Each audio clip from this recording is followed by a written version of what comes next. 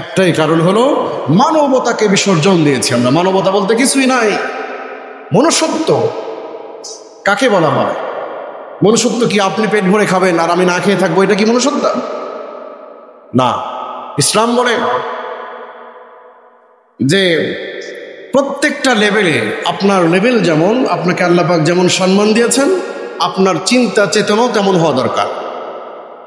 যদি আপনার কথা মানুষ শোনে, সমাজে যদি আপনার দাম হয়, আপনাকে যদি সামাজিকভাবে সম্মানিত করে সমাজের লোকেরা, তাহলে সমাজের অধঃপত যে ব্যক্তি, অপমানিত একবারে নিম্ন স্তরের যে ব্যক্তি, সেই ব্যক্তিকেও আপনি তার সাথে ভালো ব্যবহার করতে বাধ্য।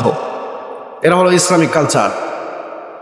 পক্ষান্তরে আপনার স্ট্যাটাস অনেক বড়, আপনি ধনী মানুষ, শিক্ষিত মানুষ, সমাজের একজন গরিব শ্রেণীর লোক যার শিক্ষা নাই, তাকে দেখে আপনি ঘৃণা করলেন, ডিনাই করলেন, তাকে কোনো সুযোগ দিলেন না, আপনি জুলুম করলেন। এক মুহূর্তে আপনি বিপদের মধ্যে পড়লে ওই গরিব লোক তো দূরের কথা, কেউ আপনাকে উদ্ধার করতে আর কাছে আসবে না। এটাই হয়েছে আমাদের সামাজিক ব্যবস্থা।